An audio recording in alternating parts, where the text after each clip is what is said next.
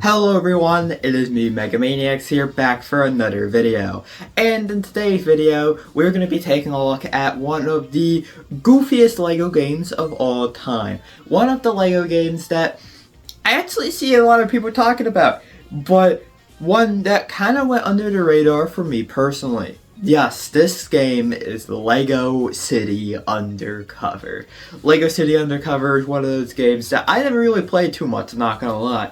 However, this is a game that is very much beloved by a lot of people. And as we are wrapping up the LEGO game saga, where, you know, I play every LEGO game, I had to talk about this one eventually. So that's what we're doing in today's video. In today's video, we're going to be taking a look at LEGO City Undercover. And truly figuring out if LEGO City Undercover is really as good as everyone says. Alright everyone? Let's get into the video. LEGO City Undercover. LEGO City Undercover was released in 2013. Or was it? See, LEGO City Undercover has something very, very strange about it. Like, something no other LEGO game has, and something that has gone down in history as one of the weirdest decisions made by a company. This was that LEGO City Undercover was a Wii U exclusive. Yeah. And it was one of the big selling titles of the Wii U. Like, it was the thing that they wanted people to go buy a Wii U for. LEGO City Undercover. But for why? So, yeah, they were trying to sell, LEGO City Undercover as a big launch game for the Wii U. If you want to learn more, go watch the Scott the Woz video on the history of the Wii U. But it is very strange that this game was, for many years, a Wii U exclusive, only being re-released on the Nintendo Switch, PS4, and Xbox One in 2017. Many years later, after its original launch for the Wii U in 2013.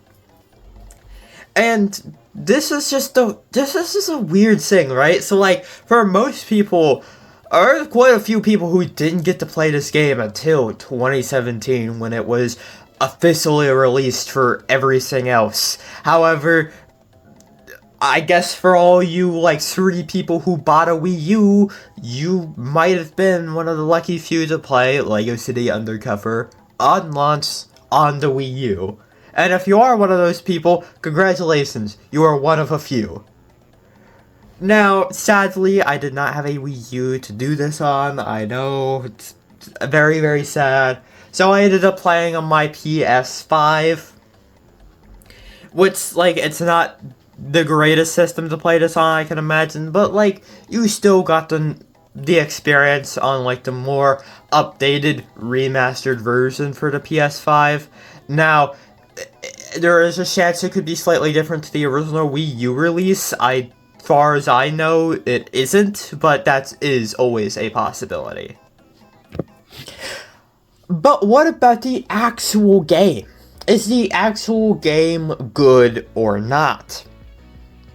Well, yes and no.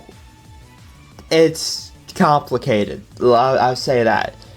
So you see, the actual, like, gameplay of this game is basically LEGO GTA. Okay, this game is LEGO GTA. Okay, you can't tell me otherwise. It is just straight up LEGO GTA.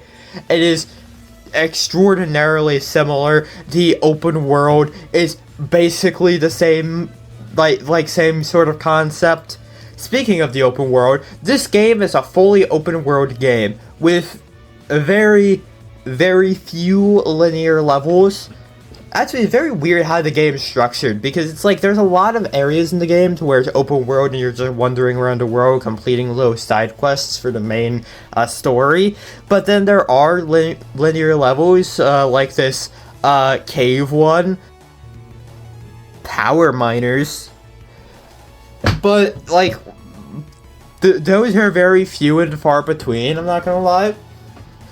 And the main levels where it's like a standard linear Lego level are actually pretty cool, and I like those quite a lot. However, I'm not gonna lie, some of the open world objectives are kinda dull and aren't very good. I'm not gonna lie. Like there's a lot of times where I was just kind of bored playing the open world objectives. It's like the single player normal objectives with the linear levels are good. The linear levels are very good, actually. Like, very, very fun. However, it's just the open world levels aren't that great. And it's not that the open world is bad. Like, the open world itself, like the post-game experience, is very good. But it's like, I just don't think the normal levels where you're just wandering around doing side quests or like gaining a new ability by just like talking to a guy, or how you have to travel across the entire map just to talk to one guy. It's like it could get a bit dull. Although I'm not gonna lie, the car physics of this game are kind of goofy, and there's a lot of stuff that can be really silly. There's a lot of silliness that can occur. Please, like, so much silliness can occur out of just driving around and causing chaos. Another negative I have about the actual, like, gameplay of the game is the combat. Or should I say non-existent combat. One down, the rest to go.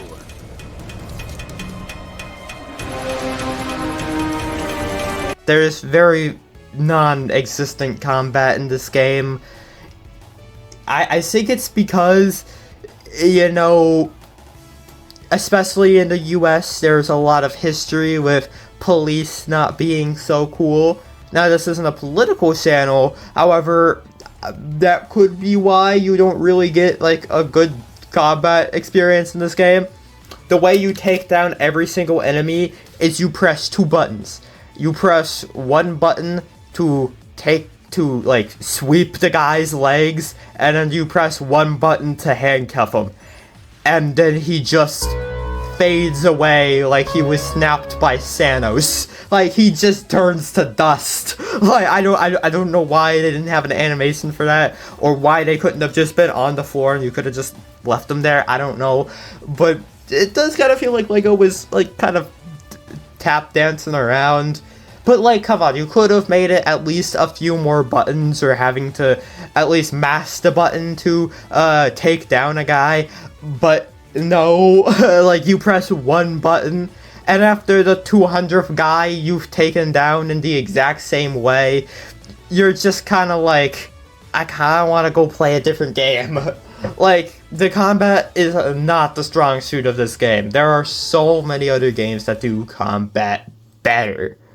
And there are some things that this game does do better than other games. I think it has some really nice movements. Like, there's some crazy movement you can do in this game. The puzzles are actually pretty cool, and some of them are actually kind of difficult. It took me a minute to get. Like, there's some good puzzles in this game. The disguise system kind of replaces the normal character system, kind of. Like, you can still get normal characters, but there's also disguises to give you different abilities. Think of it like the Batman suits from the Lego Batman games, to where you have, like, each suit gives you a different ability. That's basically what the Seth MacFarlane disguises are in this game. It's fine. It's fine, although I think the abilities that are given to you by the extra disguises are a little bit goofy. Like, one of them is just a crowbar. Like, did you really need to change outfits so you could use a crowbar? Like, I think police are able to wield crowbars. Or maybe they can't, I don't know. But, like, I feel like if there's, like, the situation calls for, and the city is being, like, overrun by clowns, like it's Lego Batman, like a Gotham City, I think a police officer can use a crowbar. Okay, I think if time's called, they can use a crowbar. Overall, gameplay-wise, it's it's not better. The best way I could describe this game gameplay-wise is it's not better than any LEGO game, but it's also not, like, worse than any LEGO game. Like, it's not terrible. Like, it's not horrible. It's not the worst thing ever, but it's also not great. I think, though, if you could describe the gameplay of this game in one word, it would just be mid. It's fine. It is really nothing special. It's super generic. It's just alright. Nothing crazy. It's fine. But what about the actual narrative of this game? Because this game does have a insane narrative. Spoilers. The narrative of this game is off the walls. It is insanity. Like, this game has such a goofy narrative. So, basically, the gist of the narrative is there's this guy who has broken out of prison, and you, Chase McCain, are on the case to go capture him and put him away behind bars once again. And there's some weird drama between other police officers, and, like, a weird romance also happening in the background, which, not gonna lie, could get a little sketchy at times. Like, a tad sketchy. Like, a tad sketchy. Like, there's this one scene where the love interest tries to jump off a bridge. Like, what is going on in this LEGO game? Like, the narrative is not your average LEGO game narrative at all. It is completely different. It is not something you would ever expect from a LEGO game. And I kind of respect it for that, you know? Like, it's a game, you know, it's a narrative that, like, it tries to do something new that other LEGO games haven't done before, and tries to do a still admittedly silly narrative with some goofy moments, but it does try to take itself a tad bit more seriously, which, I mean, I can respect it. Is it the best narrative ever? No, I don't really think most people are playing LEGO games for the story and narrative, but, I mean, if you are, it's honestly one of the better ones. I say the narrative of this game is kind of the area where this game excels the most. Honestly, LEGO City Undercover is just an alright game. It gets really high reviews by, like, every game journalist ever, but I'm not gonna lie, it's not really the most special LEGO game. There are LEGO games that I would much rather prefer, but it's not offensive, it's not bad, it doesn't make me want to go turn off the game. I was playing this game a lot more than I thought I would, honestly, and especially, like, just messing around in the open world is quite a lot of fun. The main, like, story levels definitely need some improvement, and the combat, there's gotta be some, like, reason why the combat got nerfed so hard, because it's probably one of the most, like, mind-numbing combat systems in any LEGO game. It's pretty bad. But that's really the only part of the game where it kind of fails. Like, everything else is just alright, and I think it's, if you have, like, Game Pass or PlayStation Plus, at least I'm pretty sure it's on Game Pass, and you just want to have a fun game you can play and experience, then go right ahead. Again, the post-game experience is basically just GTA, and you can just kind of mess around and do some insane crap. So, I mean, have fun. Really, genuinely have fun. Just go wild. But, I mean, if you have to pay for it, and you, like, have a strict budget, and you're between LEGO City Undercover and, for example, like, LEGO Jurassic World, LEGO Marvel Superheroes, or, like, LEGO Batman, to me, LEGO City Undercover is probably the one out of all of those that I would recommend the least. Like, it's better than a lot of LEGO games, but it's also not as good as most LEGO games, if that makes any sense. Alright, everyone, that's about it for this video. Let me take you to the outro.